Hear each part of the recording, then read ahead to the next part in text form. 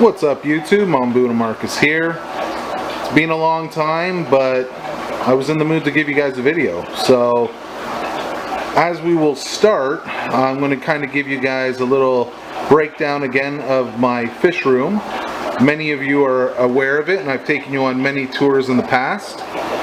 The reason for the lack of updates is that I've just been too busy, and there really hasn't been a whole lot going on in my fish room that made me really want to go out of my way to document it.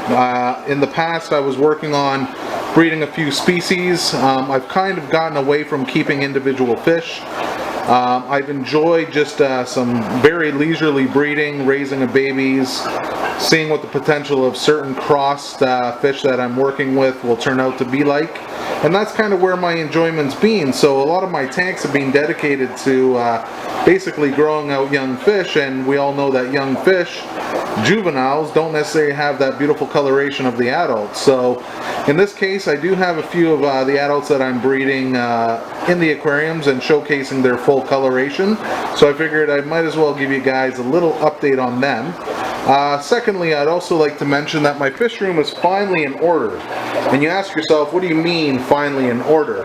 Well, this fish room has actually been in the makings for a long time. All the tanks and everything that you see here pretty much look the same.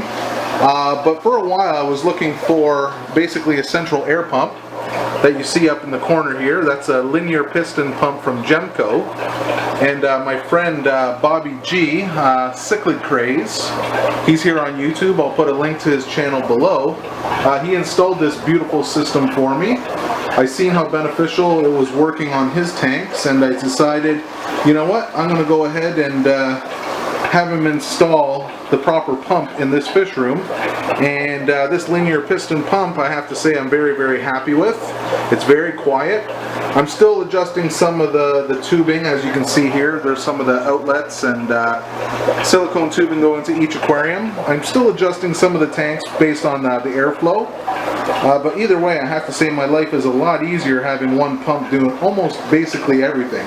I do still have some of the hang on the back filters, but in time I will remove everything and adjust things accordingly. So let's get things started. 20-gallon tank, just a holding tank, nothing really in it.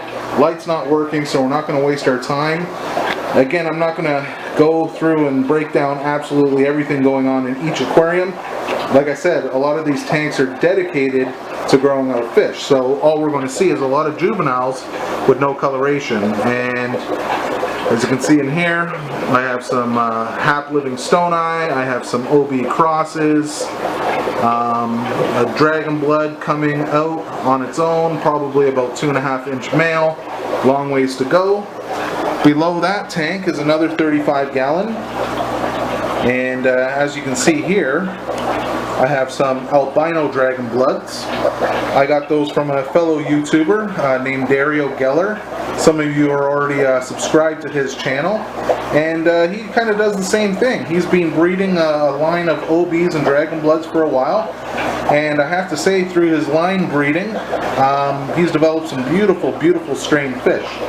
So, you know what? I took advantage of a few of the new ones that he had basically bred, and now they're at home in my aquarium, and you know, we'll just see where these ones go as well. But beautiful additions, I couldn't say no to them. Now let's go to my 135-gallon. This houses some of the juvenile growouts. Basically everything in here were juveniles that I had bred in the past and have now turned into their own adults. As you see here, this is what I call an Emperor Medius, and this is a cross between a red Empress and, you know, / intermedius tetrastigma, what we call them in the trade these days. And you know, he definitely shows more of the intermedius tetrastigma type traits, but he is more red in the body, where obviously that is an Empress trait. But instead of that green color, he's more of an aqua blue, which makes him a very, very nice contrasting color in the aquarium. I also have an albino Taiwan Reef male, picked him up at the local fish store. Don't know what I'm going to do with him, I just liked them, so I picked him up. I got some really nice Asian blaze, that's what I call them, or, you know, more, how can I say, more popular name for them is like the sulfurhead blaze out of Asia.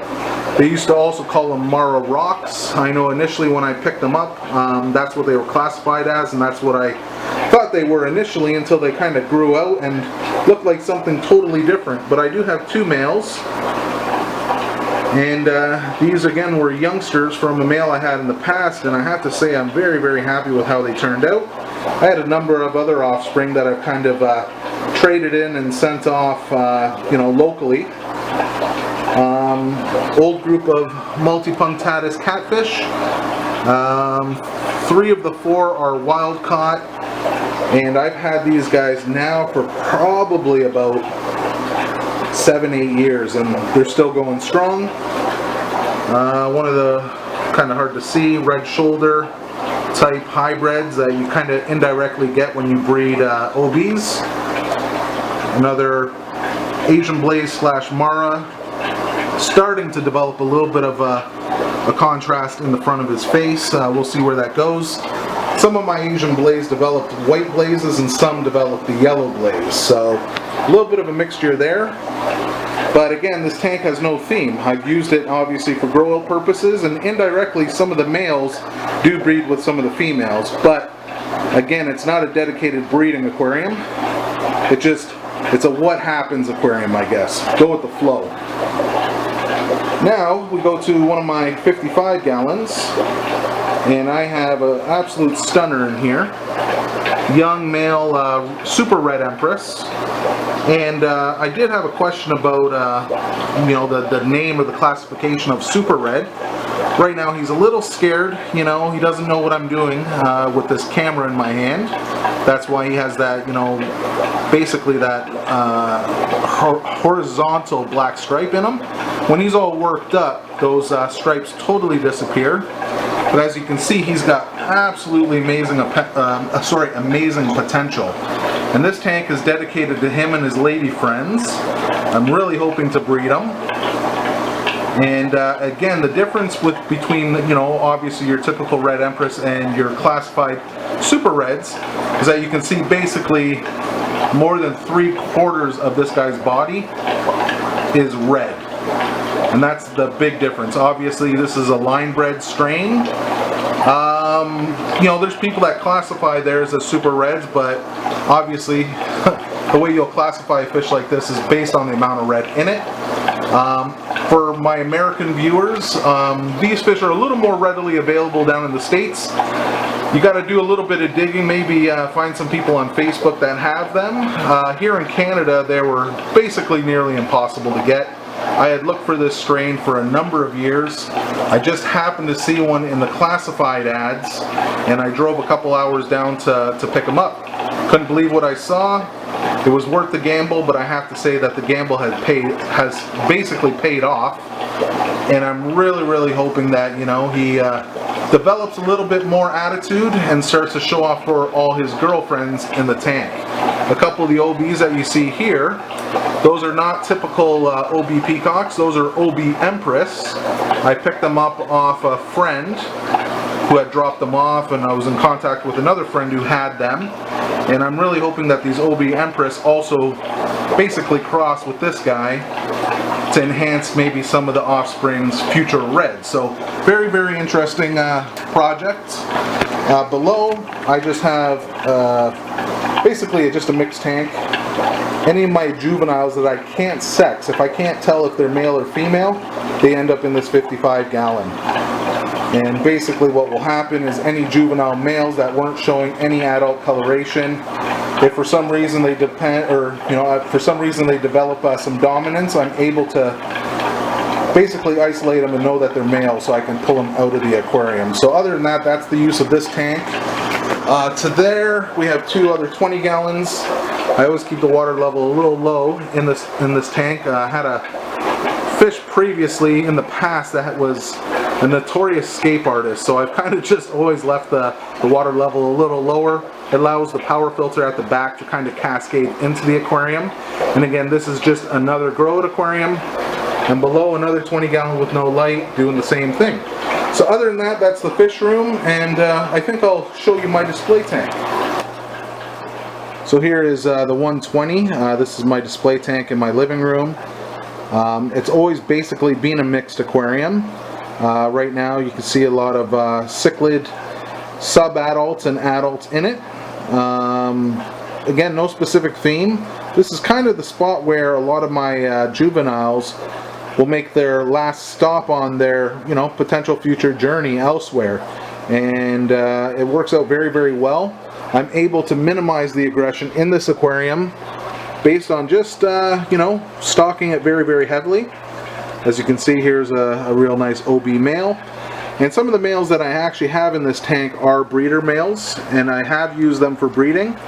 And when I feel that something needs to be traded out to keep the breeding tank excited, this is where, like I said, I'll shuffle the males. I'll take a previous male, throw them in here. I'll take a young and up-and-coming male, throw them into the breeding tank, and see how receptive the females are to them. So again, right now, not everything in here is something I have bred and raised from basically juvenilehood, but a lot of the fish are.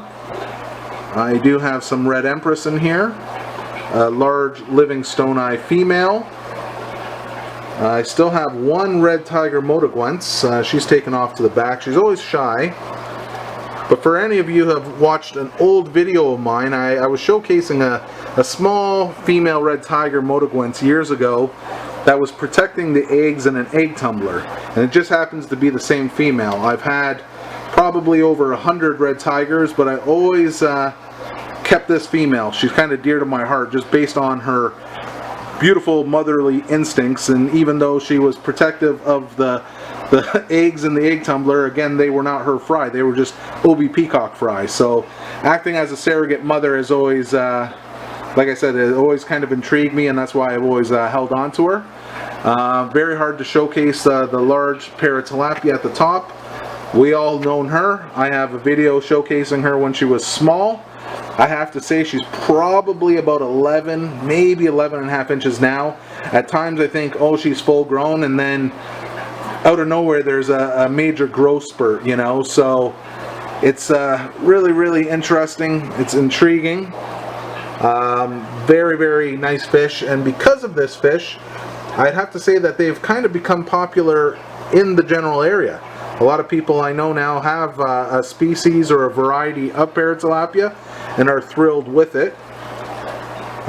Here is one of these line bred kind of Z-Rock German raised sulfur heads. Beautiful, beautiful fish. Again, my friend BobbyG is breeding a whole bunch of them, and they're doing really, really nicely for him. He's kind of isolated some with very, very dominant yellow blazes on top, and he even has some juveniles that are probably at least a third yellow, and that third yellow contrasting with the blue is just outstanding. Bicolor, he was a beautiful male. He's all beat up. You can see all the crap on his fins. He's got like flukes and things like that. Unfortunately, I'm pointing him out because he actually did this to himself. He went into a rampage, and he was really trying hard to take out a couple other potential males in the tank. This old friar eye was one of his victims, but he had pushed himself so hard that he had actually gotten sick. And as you can see, like those flukes and things like that on him. Again, usually typically good water quality. There's no one in this tank that bullies him. I'm figuring he'll probably snap out of it, but a byproduct of his aggression was catching some sickness. It's like us. If we push ourselves too hard, we leave ourselves susceptible to getting sick, and that's what happened to this guy. What he has going on is not contagious to anybody else. As you can see, everybody else is in great health. The moral of the story is, don't pick on people. If you pick on people, this is a product of your actions. So I imagine he'll probably snap out of it. He's been like this now for a week, but he's definitely looking a little more active as he scratches himself, but it's all good. Pair of tilapia, red Empress. You can see the difference between these red Empress. These were farm raised, beautiful, beautiful specimens. But again, you don't see that super red enhancement like you've seen with the super red. Venustus male, got a little chomp out of his nose, but he's doing very, very nicely. There's a female in the back. I was a little hesitant introducing them into the tank because of this larger living stone eye female. Both species are very, very similar and closely related. I thought there would be some issue or some problem, but needless to say, absolutely no problems at all. So other than that, that's the display tank, and everybody's doing overall very, very well, except for the bicolor. So here we are downstairs in my laundry room. I got two 75-gallon tanks going on. I got still a 225-gallon tanks that have never seen a drop of water. They're probably over a year old, just sitting down here. I just haven't had time to basically expand, or I really haven't had the feeling like I want to expand. Everything that I'm maintaining it really takes all my time and effort to try to keep up on top of it. So either way, I'm just sticking to that. If you ask yourself why so much air in this aquarium, as you've seen upstairs, that linear piston pump that I had installed in my fish room, the previous air pump I had was a smaller diaphragm pump. I just put this in last night, so I got to do a lot of adjustment. But either way, that little pump was just not enough to operate and basically maintain the fish room, but I can't let a pump like that go to waste. So you know what? Eventually it's going to obviously maintain the 75 gallons, probably at least one, maybe potentially two of the 120s, and it's also feeding my one breeder tank in the other room. So as you can see, it looks like overkill, but I have to say the fish are really, really happy with that amount of airflow going on in the aquarium. I've noticed that the males have really perked up, and I'll show you why. The tank below has some of my red Empress, again the farm raised red Empress, and that male was very inactive, but it just happens that after I pumped the tank heavily and did big water changes on the last couple days, just happens that a few of the females now are holding. So you know what, maybe the increased oxygen is what I needed. Don't mind me, there's watermarks on the aquarium. I just didn't get time to put them up in order to get this video up. So you can see this is my one mixed tank. This is a dedicated breeder aquarium. You know, it's got a mix of a bunch of different kinds of females, lots of OBs. And this male that I'm using for this round, if he comes back over, you'll notice that he is a true blueberry. He's got a little bit of hap in him, but he's got a really, really nice pattern, and he's just pure white, pure blue. When he's fired up, he literally kind of looks like a blue jay. He is so beautiful, and I figure, you know what, if I can get him to mix with some of the choice females, I'll be able to keep that lineage going. And that's kind of the goal of everything else. You don't want to breed something and then something happen and not be able to attain it again.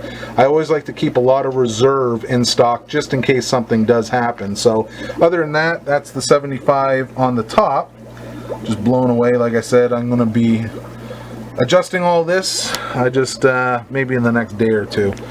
Down below, here's the other 75 gallon. It's a little dark. I'll see if I can lighten it up for you. Doesn't want to lighten up, but oh well. I'll scroll in. And again, this kind of just, again, a dedicated tank to some of the red Empress. There's some females in here. Hard to scroll in, but you can see that female has a mouthful. She didn't have that as of yesterday. Here's another female.